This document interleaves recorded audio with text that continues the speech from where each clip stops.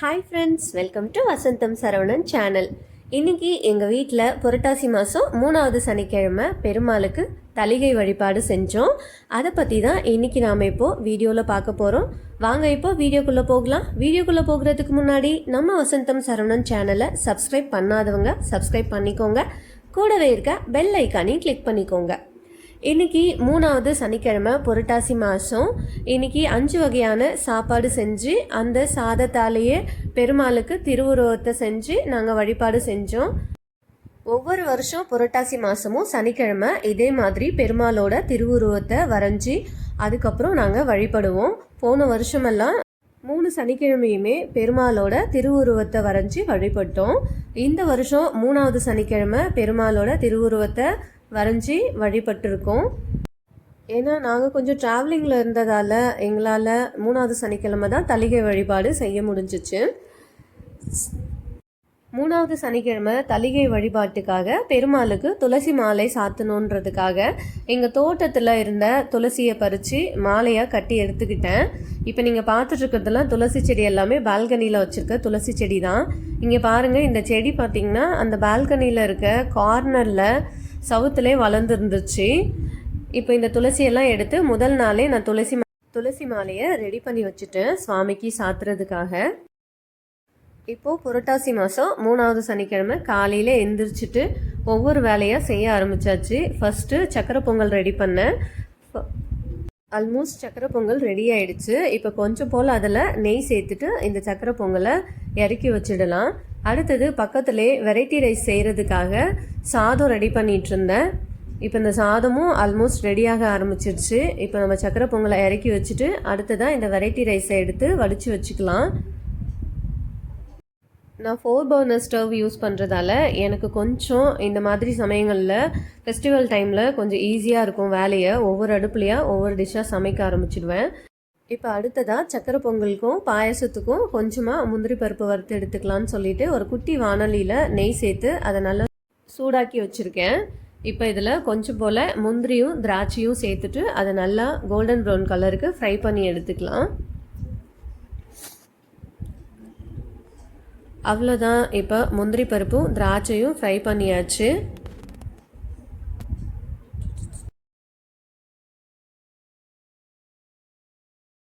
நான் இன்றைக்கி படையலுக்காக பால் பாயசம் தான் ரெடி பண்ணியிருந்தேன். அப்போ அந்த பால் பாயசமும் ஆல்மோஸ்ட் ரெடி ஆகிடுச்சு. இப்போ அதில் நம்ம வறுத்து வச்சுருக்கிற முந்திரியும் திராட்சையும் கொஞ்சமாக அதில் சேர்த்துக்கலாம். சேர்த்துட்டு ஒரு 2 நிமிஷம் போல் இது கொதிக்கட்டும்னு விட்டுட்டு அதுக்கப்புறமும் பாயசத்தை இறக்கி வச்சுக்கலாம். நான் இந்த பாயசம் சக்கரை பொங்கல் இதெல்லாம் செய்கிறதுக்கான முழு ப்ராசஸ் இன்றைக்கி போடலை.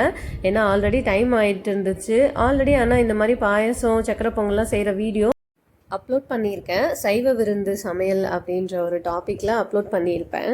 ஸோ அதனால் ஜஸ்ட்டு நம்ம ரெடி பண்ணதை மட்டும் காமிச்சு ஒரு ஷார்ட்டாக இந்த வீடியோவில் முடிச்சுக்கிறேன். அடுத்ததாக புளி சாதம் செய்கிறதுக்காக இந்த மாதிரி ஒரு வானலியை ஹீட் பண்ணி வச்சுட்டு அதில் ஒரு 2லேருந்து 3 ஸ்பூன் எண்ணெய் சேர்த்துக்கிறேன். ஆல்ரெடி காலையில் எந்திரிச்சதுமே புளியெல்லாம் ஊற வச்சு வச்சுருந்தேன். அதனால் அதுலேருந்து புளி தண்ணியெல்லாம் தனியாக எடுத்து அதை வடிகட்டி வச்சுருந்தேன். ஸோ எனக்கு ஈஸியாக இருந்துச்சு புளி குழம்பு ரெடி பண்ணுறதுக்கு. இப்போ இந்த எண்ணெய் காஞ்சதும் இதில் கொஞ்சம் போல் கடுகு சேர்த்துட்டு அடுத்ததாக கொஞ்சமாக வேர்க்கடலை சேர்த்துக்கிறேன். வேர்க்கடலை சேர்த்துட்டு அதை நல்லா பொன்னிறமாக வறுப்பட்ட பிறகு அதில் கொஞ்சமாக ஒரு 2 மிளகாயை கிள்ளி வச்சுருந்தேன், காஞ்ச மிளகாய். அந்த காஞ்ச மிளகாயை காரத்துக்காக அதில் சேர்த்துப்போம். சேர்த்துட்டு இப்போ இதை நல்லா ஃப்ரை பண்ணி விட்டுட்டு அடுத்ததாக நம்ம வடிகட்டி வச்சுருக்கிற புளி தண்ணியை இது கூடவே சேர்த்துக்கலாம். ஒரு 2 கொத்து அளவுக்கு கருவேப்பிலையை இது கூட சேர்த்துக்கிறேன். இப்போ ஃபைனலாக ரொம்ப சிம்பிளாக தான் இன்றைக்கி எல்லாமே நான் ரெடி பண்ணிகிட்டு இருந்தேன். ஏன்னா டைமுக்கு படைக்கணும் அப்படின்னு சொல்லிட்டு. இப்போ புளி தண்ணியை சேர்த்துட்டு ஒரு 1/2 ஸ்பூன் அளவுக்கு மஞ்சத்தூள் சேர்த்துக்கிறேன். அடுத்ததாக கொஞ்சமாக இதில் பெருங்காயத்தூள் சேர்த்துக்கிறேன். சேர்த்துட்டு இதை நல்லா கொதிக்க விடணும். இப்போ இந்த புளி தண்ணியை நல்லா பச்சை வாசனைலாம் போயிட்டு கொதித்து அதுக்கப்புறமா புளிக்குழம்பும் ஆல்மோஸ்ட் ரெடி ஆகிடுச்சு.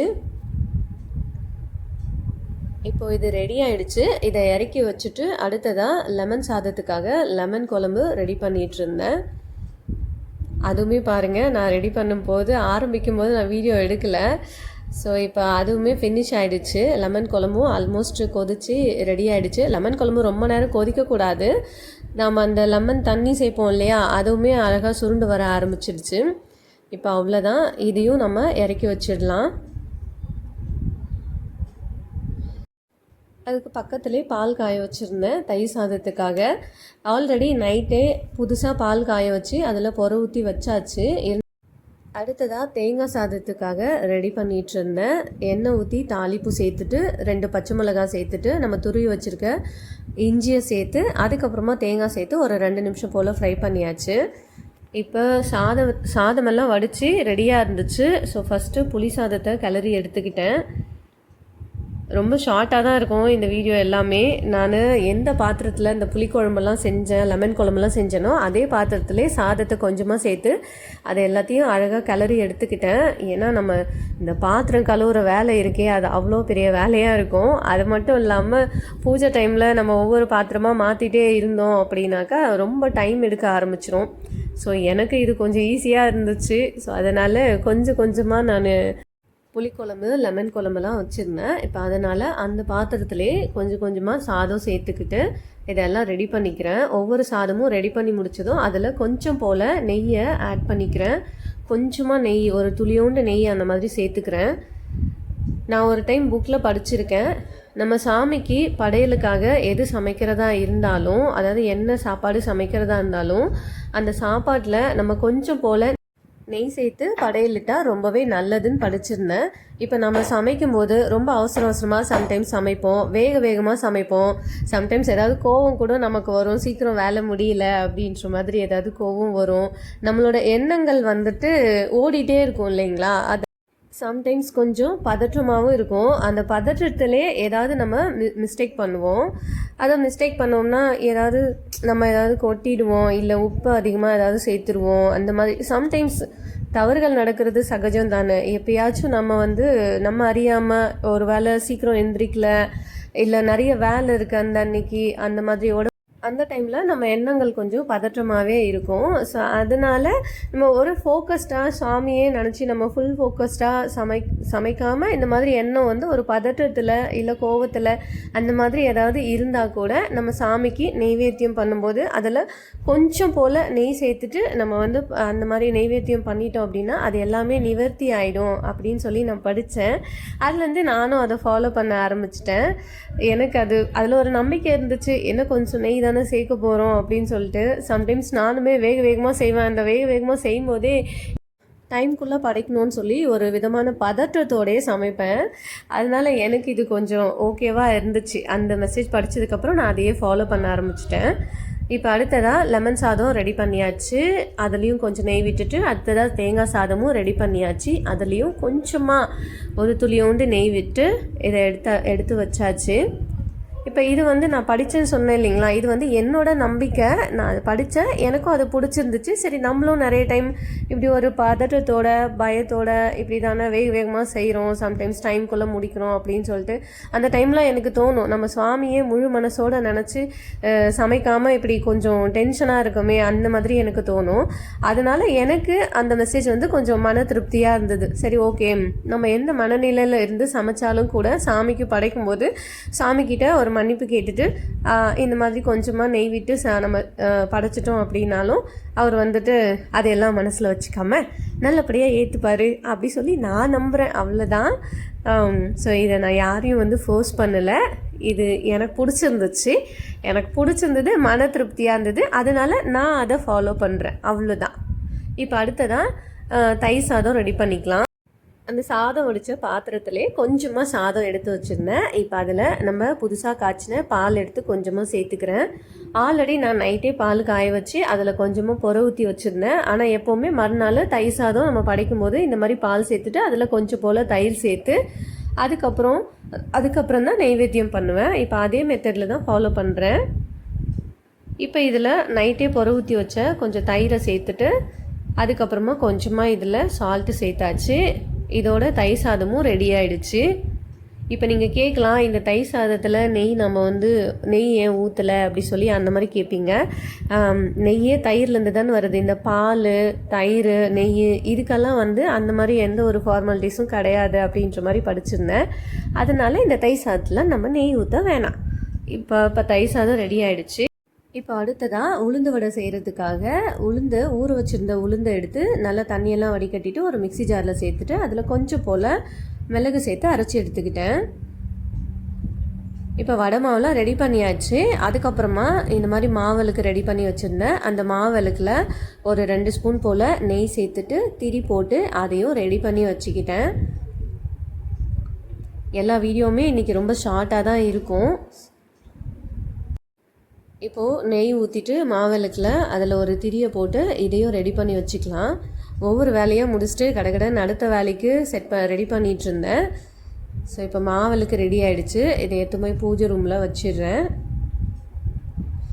அடுத்ததாக ஒரு முக்கியமான வேலை என்ன பண்ண போகிறோன்னா, எங்கள் வீட்டு குட்டீஸ் இருக்காங்க இல்லையா, சின்ன சின்ன குட்டீஸ், அவங்களுக்கு எல்லாருக்கும் இன்றைக்கி புதுசாக ட்ரெஸ் வாங்கியிருந்தேன். அதாவது எங்கள் வீட்டு குட்டி கிருஷ்ணருக்கு ட்ரெஸ் வாங்கியிருந்தோம். இப்போ அந்த ட்ரெஸ்ஸை தான் உங்களுக்கு காமிச்சிட்ருக்கேன். இன்றைக்கி புரட்டாசி சனிக்கிழமை தானே அப்படின்னு சொல்லி நினைப்பீங்க. ஆமாம், நான் வந்து கிருஷ்ண ஜெயந்தி அப்போது எங்களோட ஊரில் இருந்த நேட்டிவ்க்கு போயிருந்தோம். அதனால் அந்த டைமில் கிருஷ்ணருக்கு வழிபட முடியலை, கிருஷ்ண ஜெயந்தி கொண்டாட முடியல.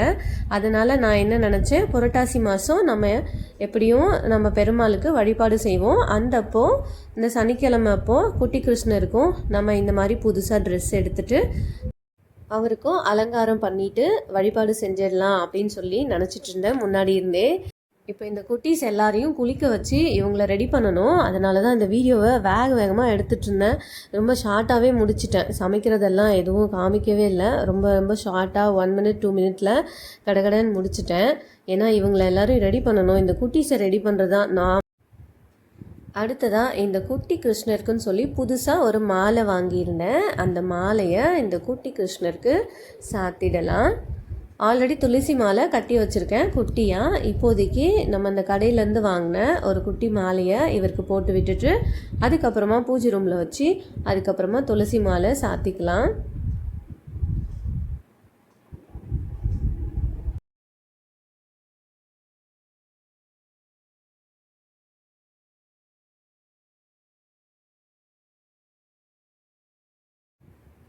இப்போது இந்த குட்டி கிருஷ்ணரை நம்ம பூஜை ரூமில் வச்சுட்டு வந்துடலாம். இப்போ அடுத்ததாக மற்ற 3 சின்ன குட்டீஸும் நம்ம கொண்டு வந்தாச்சு பூஜை ரூமில் இருந்துட்டு. அவங்களுக்கு ஆல்ரெடி ஒரு ட்ரெஸ் போட்டிருக்காங்க. இப்போ அந்த ட்ரெஸ்லாம் மாற்றி விட்டுட்டு புதுசாக ட்ரெஸ் போடணும். இப்போ நம்ம ஃபஸ்ட்டு குழந்தை கிருஷ்ணருக்கு இந்த ஊஞ்சல் எல்லாத்தையும் நல்லா க்ளீன் பண்ணிவிட்டு அதுக்கப்புறமா மஞ்சள் தடவி போட்டு வச்சுக்கலாம். இந்த ஊஞ்சலில் இருக்கிற குட்டி குழந்தை கிருஷ்ணர் தான் நான் 2வது வாங்கிட்டு வந்த கிருஷ்ணர் வீட்டுக்கு. ஸோ இவர் 2வது குழந்தை. இப்போ அவ்வளோதான், இந்த குழந்தை கிருஷ்ணரையும் நம்ம ரெடி பண்ணியாச்சு. இவங்களையும் நம்ம பூஜை ரூமில் வச்சுட்டு அடுத்த குட்டி கிருஷ்ணரை ரெடி பண்ணிக்கலாம். எவ்வளோ க்யூட்டாக இருக்கான் பாருங்கள். இப்போ அடுத்ததான் இந்த குட்டி பையனை ரெடி பண்ண போகிறோம்.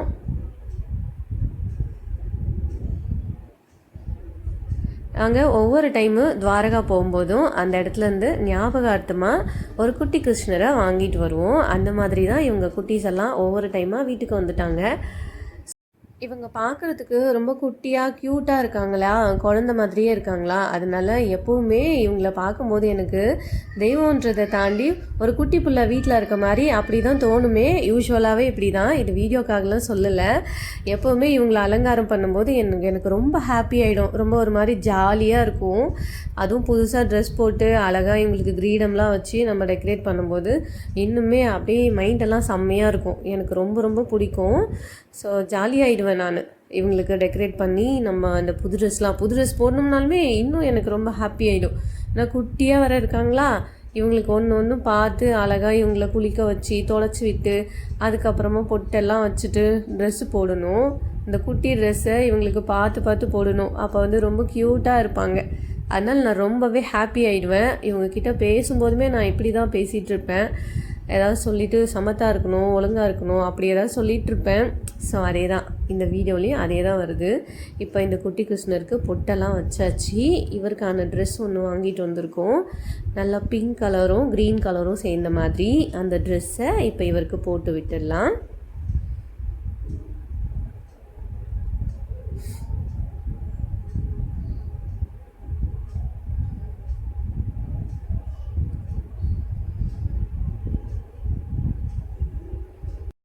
இந்த ட்ரெஸ் பார்க்கவே ரொம்ப அழகாக இருக்குல்ல. அதுவும் இந்த மாதிரி குட்டி பிள்ளைங்களுக்கு குட்டி குட்டியான ட்ரெஸ்ஸை தேடி பார்த்து எடுக்கும்போது இன்னுமே ரொம்ப ஜாலியாக இருக்கும். குட்டி குட்டியாக எல்லா ட்ரெஸ்ஸுமே பார்க்குறதுக்கு ரொம்ப அழகாக இருக்கும். எது போட்டாலுமே கிருஷ்ணருக்கு அழகாக தான் இருக்கும், எந்த ட்ரெஸ் போட்டாலுமே. ஸோ எனக்கு இது பார்த்தோன்னே ரொம்ப எக்ஸைட்மெண்ட் ஆகிடுச்சு. ஸோ இந்த கலரில் சரி ஓகே நம்ம இல்லாத ஒரு கலராக பார்த்து ட்ரெஸ் எடுத்துகிட்டு வருவோம் அப்படின்னு சொல்லி இந்த கலர் சூஸ் பண்ணி இந்த ட்ரெஸ்ஸை அழகாக எடுத்துகிட்டு வந்தாச்சு. பாருங்கள், பார்க்குறதுக்கு மாயக்கண்ணன் சும்மா சொன்னாங்க அப்படின்ற மாதிரி இருந்துச்சு. மாயக்கண்ணன் தான் அழகாக இருந்தார். ஸோ இப்போ ட்ரெஸ்ஸை போட்டு விட்டாச்சு இவருக்கு. இப்போ அந்த ட்ரெஸ் கூட நம்ம ஜுவல்லரிஸ்லாம் வாங்கி வச்சுருந்தோம் இல்லையா, அந்த ஜுவல்லரிஸ் எல்லாம் ஒவ்வொன்றா எடுத்து அழகாக இவருக்கு அலங்காரம் பண்ணி விட்டுடலாம். இந்த மாதிரி குட்டி குட்டியெல்லாம் நம்ம சின்ன வயசில் ஒரு பொம்மை வச்சு விளையாடி இருப்போம். வளர்ந்த பிறகு நம்ம இதெல்லாம் பண்ணும்போது அந்த குழந்தையோட ஸ்டேஜ்க்கு போன மாதிரியே ஒரு ஃபீல் ஆகும். ரொம்பவே ஹாப்பியாக இருக்கும். இப்போ அந்த ஜுவல்லரி செட்லேருந்து இந்த மாலையை எடுத்து குட்டி கிருஷ்ணருக்கு போட்டு விட்டுடலாம். எவ்வளோ ராஜ அலங்காரத்தில் எவ்வளோ அழகாக இருக்கார் பார்க்குறதுக்கு. மாயக்கண்ணன்னா சும்மாவா, எனக்கு அதே எண்ணம் தான் வந்துட்டே இருந்துச்சு இவங்களுக்கு அலங்காரம் பண்ணும்போதுனா. இப்போ இந்த மாலையை போட்டாச்சு. அடுத்ததாக அதில் குட்டி குட்டியாக கையில் காப்பு இருந்துச்சு. அந்த காப்பு எடுத்து இந்த குட்டி கிருஷ்ணருக்கு போட்டு விட்டுடலாம். க்யூட்டிஃபையாட்டம் இருக்காங்க பார்க்குறதுக்கு. இப்போ இந்த காப்பு எல்லாத்தையும் சேர்த்துட்டு அடுத்ததாக கிருஷ்ணருக்கு கிரீடம் இருந்துச்சு, அந்த கிரீடத்தை எடுத்து வச்சிடலாம். இந்த கையில் புல்லாங்குழல் இருந்துச்சு, அந்த புல்லாங்குழலை இந்த குட்டிக்கிட்ட கொடுத்துடலாம். கொடுத்துட்டு இப்போ இந்த குட்டி பிள்ளைக்கு நம்ம கிரீடத்தை வைக்க போகிறோம். கிரீடத்தை வச்சோம்னா அதுக்கப்புறம் அவ்வளோதான், பேரழகாக இருப்பார் இவர். செம்மையாக இருக்கார் பாருங்க, க்யூட்டிஃபை டால். இப்போ அடுத்ததாக இன்னொரு குட்டி பிள்ளை இருந்தார் இல்லையா, அவர் குழந்தை கிருஷ்ணர். இந்த கிருஷ்ணர் இதே மாதிரியே ஒரு நவராத்திரி அப்போ ஒரு சிஸ்டர் ஒருத்தவங்க அவங்க வீட்டுக்கு பூஜைக்கு கூப்பிட்டுருந்தாங்க. அந்தப்போ எனக்கு இந்த குட்டி கிருஷ்ணரை அவங்க பூஜை முடிஞ்சு எனக்கு கொடுத்துருந்தாங்க. அப்போ வந்தவர் தான் இந்த குட்டி கிருஷ்ணர். குழந்தை கிருஷ்ணர் குட்டியாக தவழ்ந்த மாதிரி இருப்பார். கீழே நம்ம தரையில் குழந்தைங்களாம் தவழ்ந்துட்டுருக்கோம் இல்லையா, அந்த மாதிரி இருப்பார். இப்போ அவருக்கு நம்ம வாங்கிட்டு வந்த இந்த குட்டியான சூப்பரான ஒரு நீல கலர் ட்ரெஸ்ஸை அவருக்கு போட்டு விட்டாச்சு. நார்மலாக நான் எந்த ட்ரெஸ்ஸு இந்த கிருஷ்ணருக்கு சூஸ் பண்ணாலுமே அதில் கொஞ்சம் நீல கலர் கலந்துருக்க மாதிரி பார்த்து எடுத்துப்பேன். மணியெல்லாம் வச்சு எவ்வளோ சூப்பராக டெக்கரேட்டிவாக இருக்கார், அழகாக இருக்குது இந்த ட்ரெஸ்ஸு. கிருஷ்ணர் அதை விட அழகாக இருக்கார். இப்போ அடுத்ததாக அதில் கொடுத்து இந்த காப்பு எடுத்து இந்த குட்டி கிருஷ்ணருக்கு கையில் போட்டு விட்டுடலாம்.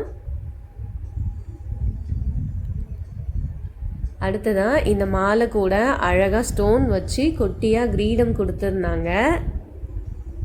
அந்த கிரீடத்தையும் இந்த குட்டி குழந்தைக்கு வச்சு விட்டுடலாம். பாருங்கள் எவ்வளோ க்யூட்டிஃபையாக இருக்காங்க.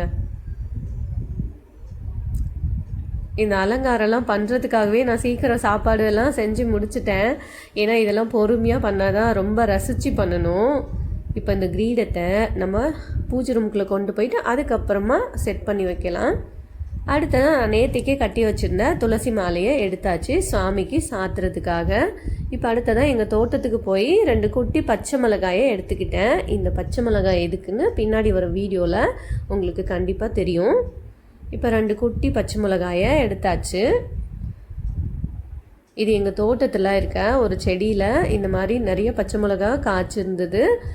அதில் இன்றைக்கி பூஜைக்காகவே அழகாக குட்டியாக நான் எக்ஸ்பெக்ட் பண்ண மாதிரியே நல்ல ஒரு ஷேப்பில் குட்டி பச்சை மிளகா எனக்கு கிடச்சிச்சு. அதனால் எனக்கு ரொம்பவே ஹாப்பி ஆயிடுச்சு. பாருங்கள் எவ்வளோ பச்சை மிளகா இருக்குன்னு சொல்லிட்டு. இப்போ பச்சை மிளகாலாம் எடுத்துகிட்டு வந்தாச்சு. அவ்வளோதான், இப்போ நம்ம சாப்பாடு வேலையும் முடிச்சாச்சு, சுவாமிக்கு அலங்காரமும் பண்ணியாச்சு, எல்லா வேலையும் முடிஞ்சிச்சு. பெருமாளுக்கு துளசி மாலையும் சாத்தியாச்சு, அந்த குட்டி மாலையை குட்டி கிருஷ்ணருக்கும் சாத்தியாச்சு, அலங்காரம் பண்ண குட்டி கிருஷ்ணரையும் எடுத்துகிட்டு வந்து பெருமாள் கூடவே வச்சாச்சு. இப்போ நம்ம பெருமாளோட திருவுருவத்தை வரைய போகிறோம், அதாவது செய்ய போகிறோம். ஃபஸ்ட்டு அதுக்காக நான் புளி சாதம் எடுத்து பரிமாறிக்கிறேன். புளி சாதத்தை பரிமாறி பெருமாளுக்கு கிரீடம் வச்சுருப்பாங்க இல்லையா, அந்த மாதிரி செட் பண்ணிக்கிறேன். அடுத்ததாக கொஞ்சமாக லெமன் சாதம் எடுத்துகிட்டு பெருமாளோட முகத்துக்கு அழகாக அந்த லெமன் சாதத்தை வச்சு முகத்தை வரைஞ்சிக்கலாம்.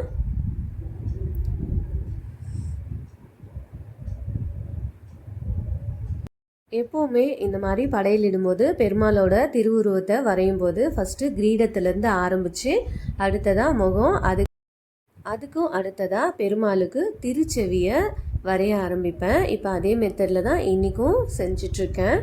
பெருமாளோட திருச்செவிக்காக நாம் இன்றைக்கி தேங்காய் சாதம் தான் எடுத்திருக்கோம். அந்த தேங்காய் சாதத்தை வச்சு அழகான பெருமாளோட திருச்செவியை இந்த மாதிரி அழகாக வரைஞ்சி எடுத்துக்கலாம். நான் வரைஞ்சின்னு சொல்லிகிட்டு இருக்கேன், எனக்கு இதை எப்படி உச்சரிக்கிறதுன்னு தெரியல. ஸோ திருமாலோட திருச்செவியை செஞ்சுக்கலாம் அழகாக. இப்போ பெருமாளுக்கு நாமம் நெத்தியில், பெருமாள்னாலுமே நாமம் தானே, அவ்வளோ அழகாக இருப்பார் அந்த நாமத்தோடு பார்க்கும்போது. இப்போ அந்த நாமத்துக்காக கொஞ்சமாக தயிர் சாதம் எடுத்து அதை அந்த நாம ஷேப்புக்கு அழகாக இந்த மாதிரி வச்சு விட்டுடுறேன். இப்போ அடுத்ததாக நான் சொன்னேன் இல்லைங்களா, பச்சை மிளகா நம்ம செடியிலேருந்து பறிச்சுட்டு வந்தோம் இல்லையா, அந்த பச்சை மிளகா எதுக்குன்னா இதுக்காக தான், பெருமாளுக்கு கண்ணோட அலங்காரத்தை திருக்கண் அலங்காரம் செய்கிறதுக்காக தான் இந்த பச்சை மிளகாவை குட்டியாக வேணும் அப்படின்னு சொல்லி அந்த ஒரு ஷேப்புக்கு வேணும்னு சொல்லி பார்த்துட்டு இருந்தேன். ஆல்ரெடி கடையிலேருந்து வாங்கி வச்சுருந்தோம், ஆனால் அது அந்தளவுக்கு இல்லை. அதனால் செடியில் இருந்ததே நமக்கு இன்றைக்கி ரொம்ப ஹெல்ப்ஃபுல்லாக இருந்தது. இப்போ நாமத்தை வரைஞ்சாச்சு. அடுத்ததாக அவருக்கு முகத்துக்கு எல்லா உருவத்தையும் அழகாக செட் பண்ணி எடுத்துக்கலாம்.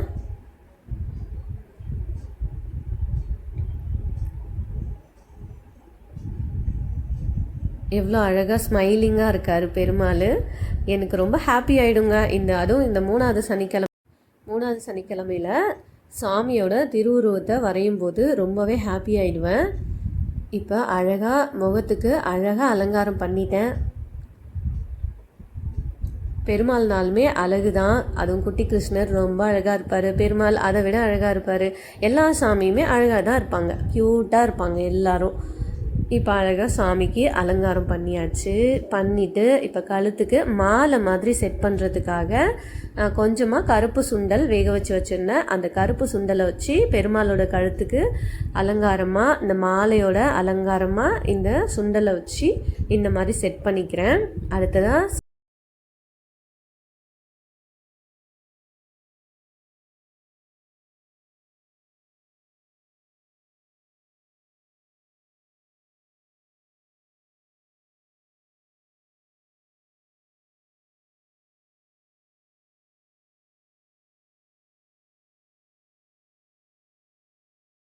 சங்கு சக்கரம், பெருமாள்னாலுமே சங்கு சக்கரம் தானே ஞாபகத்துக்கு வரும். இப்போ அந்த சங்கு சக்கரத்தை ரெடி பண்ணிக்கலாம். இப்போ இந்த சங்கு சக்கரத்துக்காக நான் சக்கரை பொங்கலும் தயிர் சாதமும் எடுத்திருக்கேன். அதை வச்சு எனக்கு தெரிஞ்ச மெத்தடில் சங்கு சக்கரம் ரெடி பண்ணிக்கிட்டேன். அவ்வளோதான். இப்போ சங்கு சக்கரம் வரைஞ்சாச்சு.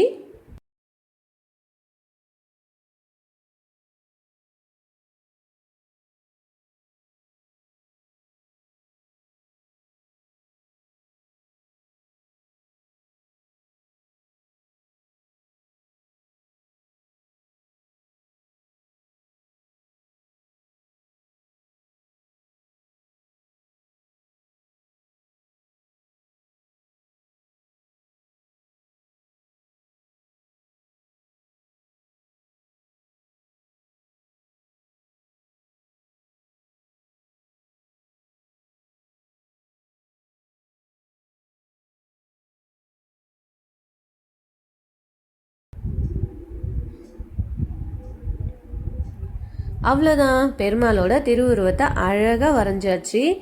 எவ்வளோ சூப்பராக இருக்கார், பார்க்கும்போதே தெய்வீகமாக இருக்கார். எனக்கு ரொம்ப பிடிச்சிருந்தாரு.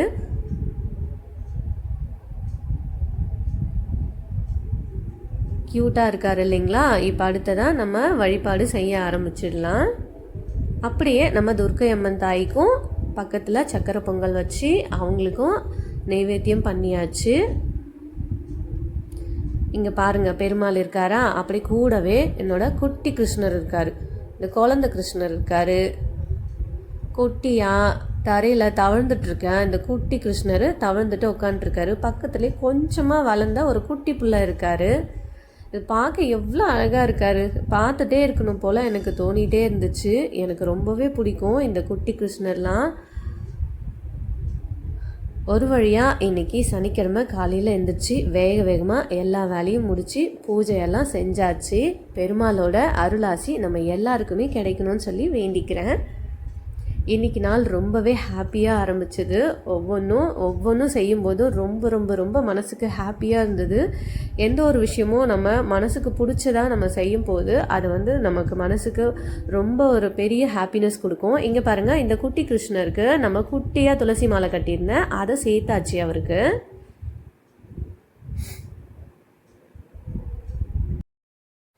இப்போ அடுத்ததாக இந்த குழந்தை கிருஷ்ணர் ஊஞ்சலில் விளையாடிட்டுருக்க இந்த குழந்தை கிருஷ்ணரை பார்த்துடலாம்.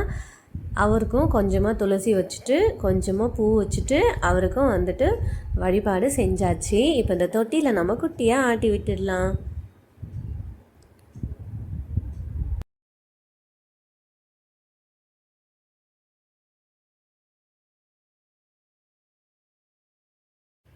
எவ்வளோதான் இந்த பூஜை அப்போ நமக்கு வேலை இருந்தாலும் கூட இந்த மாதிரி அழகாக சுவாமியை அலங்காரம் பண்ணி பார்க்கும்போது மனசு ஃபுல்லாக நிறைஞ்சு போயிடுது. மன நிறைவோடு இருந்துச்சு. ரொம்பவே அவ்வளோதான், பூஜையெல்லாம் முடிச்சாச்சு. மனசும் ரொம்பவே நிறைஞ்சாச்சு. சந்தோஷமாக இருந்தது. அதுக்கடுத்து தான் நம்ம படையல் செஞ்சோம் இல்லையா, அந்த சாப்பாட்டில் கொஞ்சமாக எடுத்துகிட்டு இந்த மாதிரி பறவைங்களுக்கு வச்சாச்சு. நான் என்னோடய பால்கனியில் ஒரு சைடில் தான் இந்த மாதிரி பறவைங்களுக்கு வைப்பேன். அவங்க கொஞ்ச நேரம் கழித்து சாப்பிட்ருவாங்க. இப்போ மாடிக்கு அடுத்ததாக கொஞ்சமாக சாப்பாடு எடுத்துகிட்டு போயிட்டு மாடியில் அங்கே இருக்க கொஞ்சம் பறவைங்களுக்கு வச்சுட்டு வந்துட்டேன். இங்கே பார்த்திங்கன்னா அணில், குட்டி குட்டி பறவைங்களாம் சாப்பிட ஆரம்பிக்கும். பார்க்கும்போது ரொம்ப ஹாப்பியாக இருக்கும். அதை இன்னொரு நாள் வீடியோ எடுத்து கண்டிப்பாக அப்லோட் பண்ணுறேன். ஓகே ஃப்ரெண்ட்ஸ், கண்டிப்பாக இந்த வீடியோ உங்களுக்கு ரொம்ப பிடிச்சிருக்குன்னு நினைக்கிறேன். இந்த வீடியோ உங்களுக்கு ரொம்பவே பிடிச்சிருந்தா உங்களோட ஃபேமிலி அண்ட் ஃப்ரெண்ட்ஸ்க்கு ஷேர் பண்ணுங்கள், லைக் பண்ணுங்கள், கமெண்ட் பண்ணுங்கள். தேங்க்ஸ் ஃபார் வாட்சிங்.